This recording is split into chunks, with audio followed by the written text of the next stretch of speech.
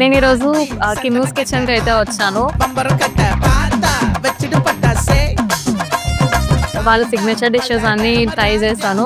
నా most favourite and మీరందరూ try చేయాల్సిందైతే Thalappakatti chicken biryani and Thalappakatti mutton biryani.